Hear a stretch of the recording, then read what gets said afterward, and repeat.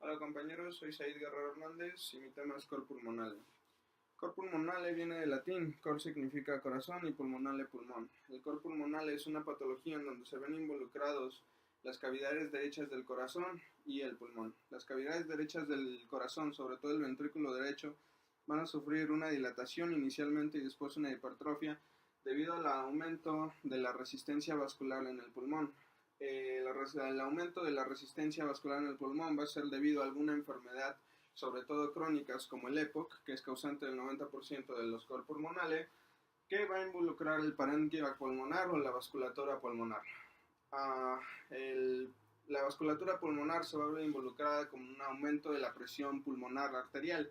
El aumento de la presión arterial pulmonar va a ser cuando ésta supere los 25 milímetros de mercurio. Este aumento en la presión arterial pulmonar causa dos cosas. Al causar una sobrecarga de volumen sobre el corazón derecho, va a causar primero una dilatación y al causar una sobrecarga de presión va a causar una hipertrofia, que son también conocidos como hipertrofia excéntrica o hipertrofia concéntrica. La etiología del cor pulmonale son muchísimas. El 90% de los cor pulmonales se van a deber a enfermedad pulmonar obstructiva crónica. La siguiente patología más común causante de cor pulmonales son aquellas enfermedades pulmonares que causan un patrón restrictivo, sobre todo fibrosis pulmonar.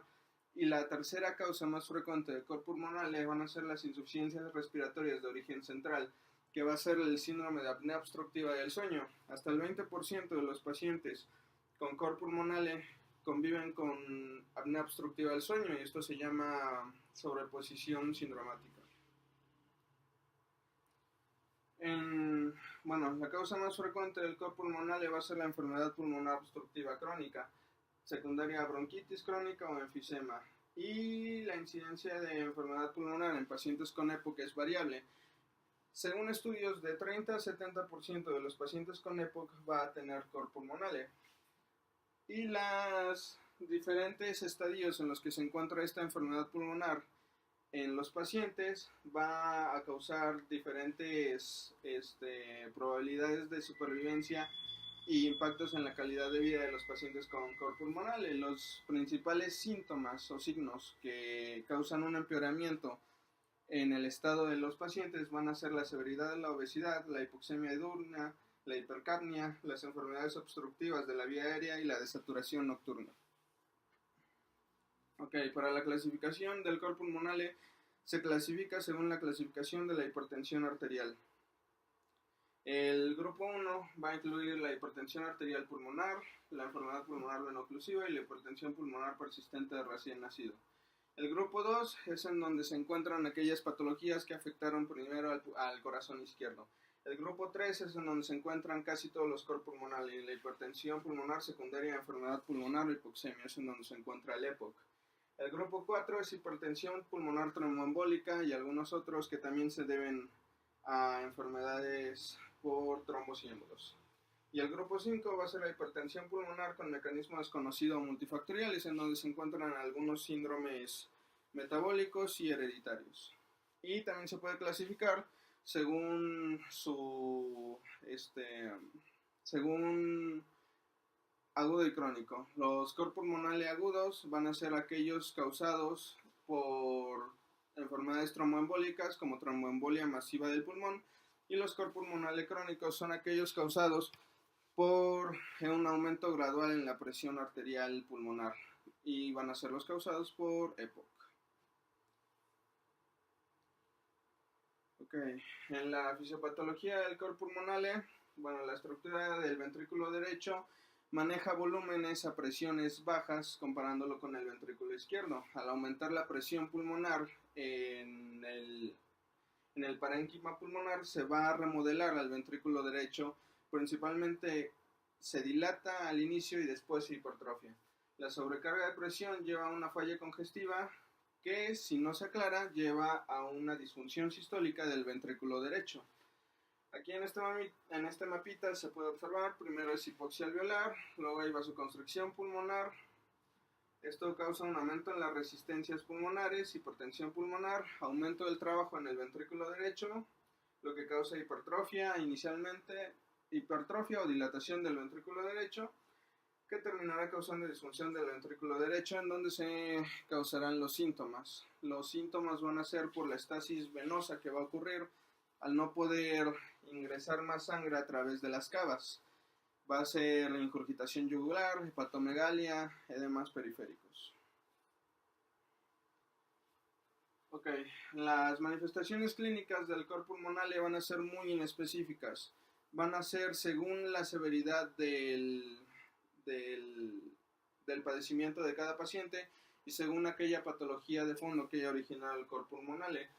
Las primeras que pueden dirigir el interrogatorio hacia un cor pulmonale son aquellos pacientes que presenten disnea, astenia, fatiga, síncope, angina de pecho, tos seca o náusea. Y los síntomas atribuibles al cor pulmonale en estadios más tardíos van a ser disnea en reposo, letargia, tos y hemoptisis, síncope o angina. Los signos que orientan hacia el diagnóstico de cor pulmonale van a ser aquellos causados por la disfunción del ventrículo derecho. Cuando hay plétora yugular hay una estasis venosa hacia el ventrículo derecho. Cuando hay incremento en la intensidad del componente pulmonar del segundo ruido, es cuando hay un aumento de la presión en la arteria pulmonar, que durante el segundo ruido causa un cierre más fuerte de la válvula pulmonar. El soplo losistólico tricuspidio es el soplo que se produce cuando hay una regurgitación desde el ventrículo derecho hacia la aurícula derecha. Hepatomegalia y edema de miembros inferiores. Cuando hay edema de miembros inferiores, se asocia a una menor supervivencia, normalmente de 5 años. El diagnóstico se va a basar sobre todo en estudios de laboratorio, radiografía de tórax y electrocardiograma. Pero la sospecha inicial siempre va a ser por clínica. En el electrocardiograma va a haber signos tanto de cor pulmonale como de insuficiencia cardíaca derecha, entre los que se encuentran signos de hipertrofia ventricular derecha. Aquellos signos que orientan hacia el cor pulmonale van a ser un EGP mayor a 90 grados o una P pulmonar. Una P pulmonar se ve así, y esto significa un aumento del tamaño de la aurícula derecha. También va a existir el patrón S1, S2, S3. El patrón S1, S2, S3 es la presencia de ondas S agrandadas en las derivaciones 1, 2 y 3. El patrón S1Q3 significa una onda S1 grande en la derivación 1 y una onda Q3 grande en la derivación 3. Y todos los signos que orientan hacia hipertrofia del ventrículo derecho, como van a ser ondas S de mayor tamaño en las derivaciones precordiales, patrones R minúscula, S mayúscula en B5 y B6, y la desviación del eje cardíaco hacia la derecha con una P mayor a 90 grados. En la radiografía va a haber signos de hipertrofia ventricular derecha. Signos de hipertrofia ventricular derecha van a ser, por ejemplo, el aumento en el diámetro del corazón, pero con un levantamiento del ápex. Eso es hipertrofia del ventrículo derecho. También hay un aumento en el tamaño del tronco de la arteria pulmonar, pero una disminución en la trama venosa periférica de los pulmones. Esto se conoce como signo del árbol podado. También va a haber un aumento del tamaño en el ilio pulmonar, sobre todo en el derecho, y son dados por la enfermedad pulmonar que originen hipertensión pulmonar. Y en el ecocardiograma se pueden observar algunos signos importantes, como son que las cavidades derechas prácticamente cubren a las cavidades izquierdas del corazón. Se van a evaluar ventrículos, la arteria pulmonar, la vena cava inferior y la aurícula derecha. Algunas cosas que se pueden encontrar son el aplanamiento del septum interventricular, una velocidad de regurgitación pulmonar en diástole temprana mayor a 2.2 metros sobre segundo. El ecocardiograma normalmente se utiliza cuando ni el electro ni la radiografía han sido concluyentes para considerar una hipertrofia ventricular derecha. Y pruebas de función pulmonar. Como el 90% de los cor pulmonales son debido a EPOC, se les puede hacer una espirometría. En la espirometría Se muestra una obstrucción irreversible del flujo aéreo y se pueden encontrar una PaO2 normal, pero con una PaCO2 incrementada. Se puede utilizar polisomnografía porque hasta el 20% de los corpus pulmonales están concomitantes con síndrome de apnea obstructiva del sueño. Y hasta se puede utilizar una tomografía de alta resolución que permita ver el parénquima pulmonar para buscar enfermedades intersticiales o enfisematosas. El cateterismo cardíaco ya es algo más raro de usarse. Se utiliza normalmente cuando se van a realizar intervenciones hemodinámicas o para evaluar la posibilidad de trasplante. Bueno, el cateterismo también puede evidenciar el aumento en la presión arterial pulmonar cuando supere los 25 milímetros de mercurio. Y vamos. El tratamiento. Inicialmente el tratamiento debería de ser dirigido a la causa que originó el cor pulmonale. Pero para tratar directamente el cor pulmonale hay algunos objetivos que van a ser el optimizar el perfil hemodinámico del corazón derecho, el mejorar el estado funcional, el prolongar la supervivencia. Aquellas medidas que se pueden utilizar para el tratamiento del cor pulmonale son medidas generales, o sea, tratamiento no farmacológico que incluye actividad física dentro de las limitaciones del individuo, rehabilitación física y pulmonar supervisada, consejería reproductiva, directamente es que no se reproduzcan, y vacunación. Las personas con cor pulmonale deberían de ser vacunadas contra neumococo y influenza. Ya, bueno, el tratamiento con oxígeno se puede utilizar debido a que cuando se superan las 15 horas diarias de tratamiento con oxígeno, hay una mejoría en la supervivencia y en la calidad de vida de los pacientes. Ya en el tratamiento farmacológico, existen 5 grupos de fármacos que pueden utilizarse en el cor pulmonale. Los bloqueadores de los canales de calcio, los antagonistas de los receptores de endotelina, que van a ser el ambrisentan, los inhibidores de la fosfodiesterasa 5, que es el sildenafil, los estimulantes de la guanilitociclasa, que es el rosiquat, y los análogos de prostaciclina, que son el epoprostenol, y los antagonistas del receptor de prostaglandinas, que es el Celexipac.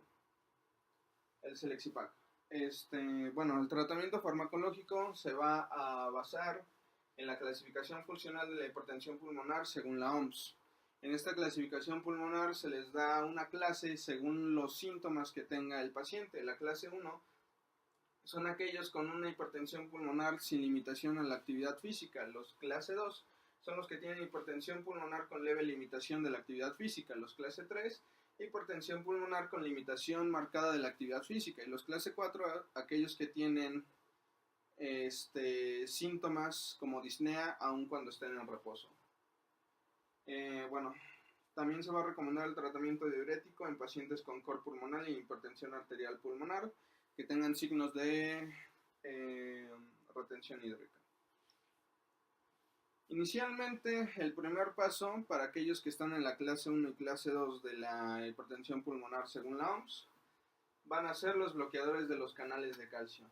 Pero para administrar bloqueadores de los canales de calcio, estos pacientes tienen que tener una respuesta positiva a la prueba de vasorreactividad vascular pulmonar. Los pacientes que estén en tratamiento con bloqueadores de calcio van a ser reevaluados en 6 meses. Si en 6 meses se mantuvieron dentro de la clase 1 o la clase 2 de la OMS, van a poder seguirse utilizando bloqueadores de los canales de calcio como monoterapia. Si se progresa a una clase funcional 3 o 4 de la OMS, se puede utilizar una combinación de terapias o se puede progresar a otros fármacos. Bueno, otros fármacos que se pueden utilizar van a ser los inhibidores de la fosfodiesterasa 5. Estos se pueden utilizar monoterapia. Bueno, el inhibidor va a ser el sildenafil y tiene una mejoría en los parámetros clínicos y hemodinámicos, pero no reduce la mortalidad ni los efectos adversos serios. Otro que se puede utilizar son los antagonistas del receptor de endotelina. Mejoran la capacidad de ejercicio, previenen el deterioro funcional, reducen la disnea y mejoran la hemodinámica cardiopulmonar. Los análogos de la prostaciclina mejoran los síntomas, la capacidad de ejercicio y la hemodinámica del corazón derecho. El único que se utiliza es el epoprostenol, que entre otras cosas ha demostrado disminuir la mortalidad hasta en un 70% en pacientes con hipertensión arterial pulmonar. Sin embargo, su mayor efecto secundario es hepatotóxico. Así que cuando se utiliza, necesita vigilarse el hígado. Los vasodilatadores pulmonares son aquellos que mejoran la hemodinámica del corazón derecho, pero su uso se va a limitar por los efectos adversos. Son los mismos, bloqueadores de los canales de calcio, proncentan, ambrisentan, rosivat, y solamente se anexan el óxido nítrico y las prostaciclinas inhaladas. Y ya por último, en aquellos pacientes con síndrome de sobreposición, en los que tienen cor pulmonale y SAOS, se puede utilizar la terapia con presión positiva, el CPAP. Cuando se utiliza el CPAP en estos pacientes, tienen un aumento en la supervivencia, una reducción en el riesgo de admisión hospitalaria y puede mejorar la afección en el pulmón derecho. Y ya la última terapia que se puede utilizar es el trasplante de pulmón. Cuando se utiliza el trasplante de pulmón, se puede revertir la remodelación causada en el ventrículo derecho. Y eso sería todo.